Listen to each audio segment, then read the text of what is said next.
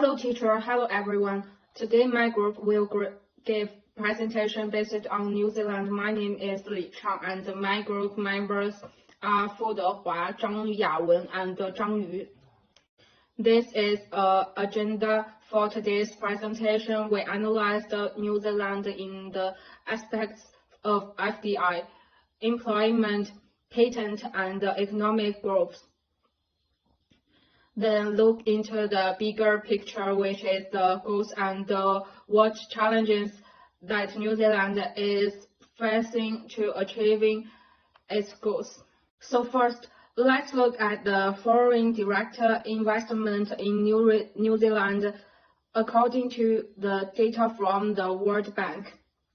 As you can see the graph, the FDI of New Zealand has a high FDI inflow with an upward trend, but it has a relatively low FDI outflow that fluctuated between negative 0.8 to 0.4.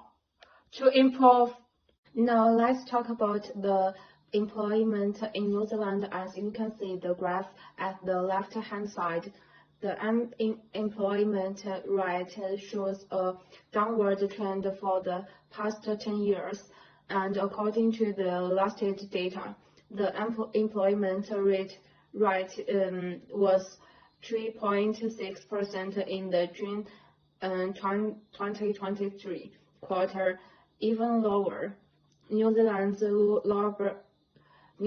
labor force contains a large portion of foreign workers. However, is highly affected by COVID-19, as you can see the graph at the right-hand side. Because of COVID, the foreign labor nearly dropped to zero, which brought a significant impact to the employment market. And the worker skill level, as can see the blue table, 1 to 5 levels. 1 represents the highly skilled workers like teachers, and 5 is the lower skilled workers like cleaners. Even though the government hasn't updated the data for a long time, based on the last data from 2012. Highly skilled work has the largest portion, around 37%, but unskillful work level 4 to 5 still make up a bigger percentage, 13% and 11% respectively, reflecting the New Zealand's labor component, especially worker skill level still has a lot of improvements to do. So let's look at about this one. For examples of action that New Zealand has taken. So the first one will be attracting skills metrics by assessing maturation rules and simplify the skilled metric category resident visa pathways. And also investing in education and training by increasing funding for schools and universities and providing more opportunities for the unskilled. And also the supporting business, like creating more jobs, tax breaks, grants and laws.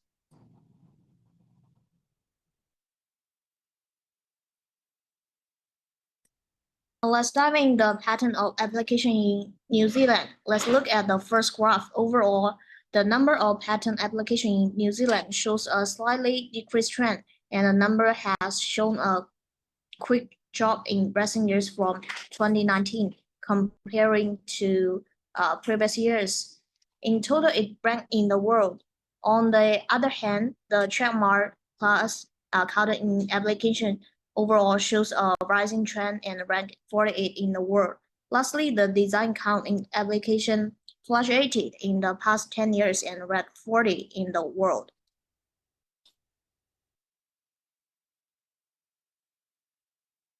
According to the statistics from New Zealand Intellectual Property Office, the main focus and top 5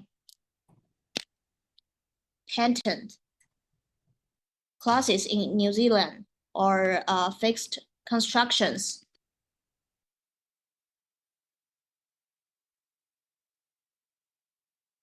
Physics, performing operation, transporting, chemistry, metallurgy, and human necessities in the top focus, which is count of 3,066 patent applications in 2021.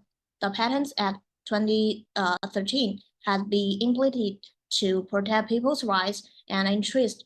In addition, in order to boost more patents, the government has implemented policies like Project Grants, which is providing a grant up to 40% funding for R&D projects, lost tax credit up to 28% of tax deduction for R&D expenses, and tax incentive tax deduction for up to 50% of the R&D expenses.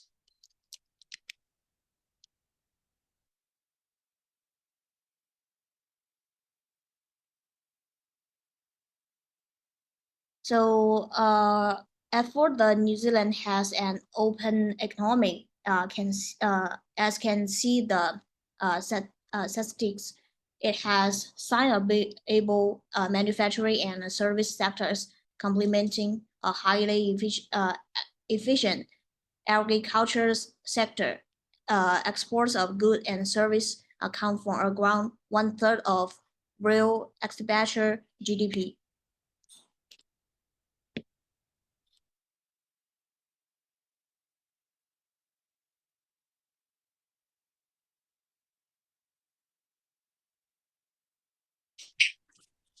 New Zealand's GDP growth shows an overall increase, but the growth slowed down in recent years, and the GDP growth remained about 2% in a big picture.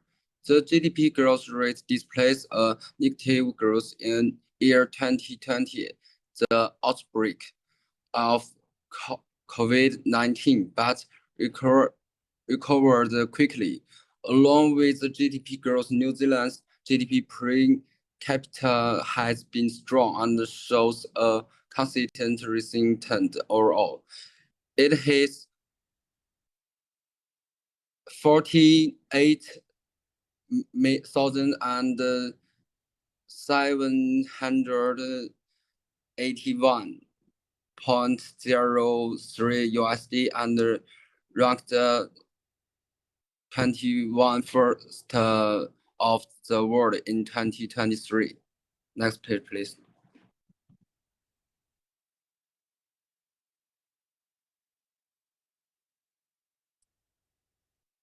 Now let's look at the growth of New Zealand, which is to build a productive, sustainable, and inclusive economy.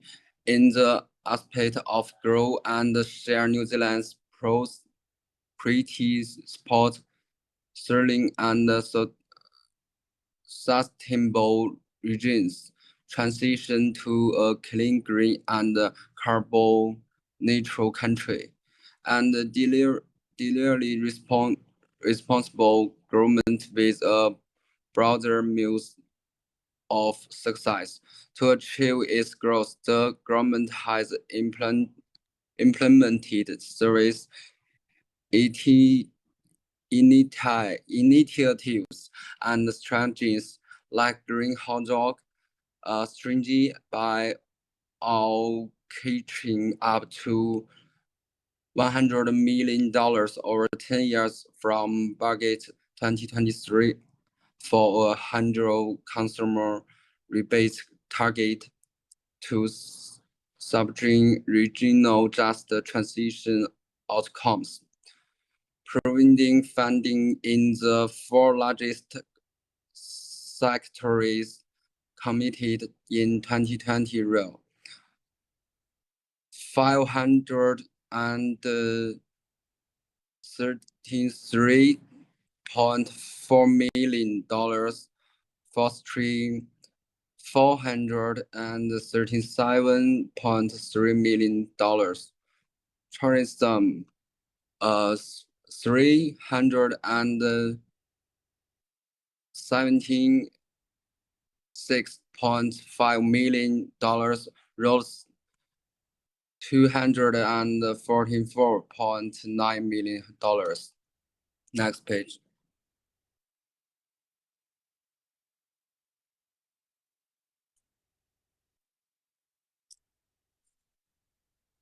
And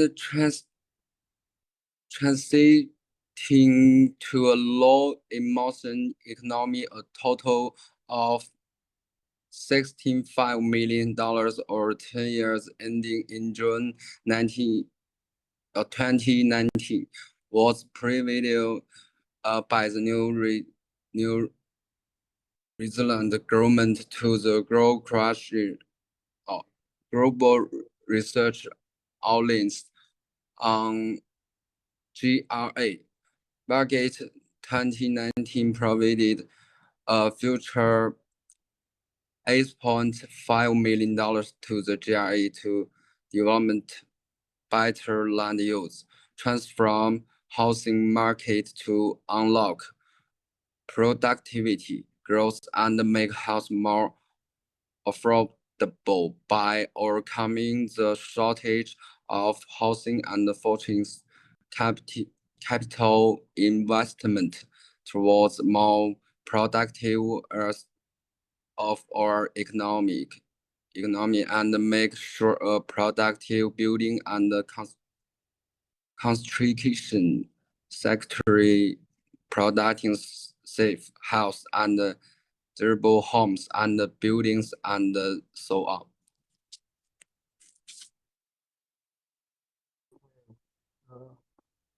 Let's move my part is lastly. Lastly, we look into the challenge that New Zealand is affecting achieve the goal. Firstly, the policy includes the slowdown and following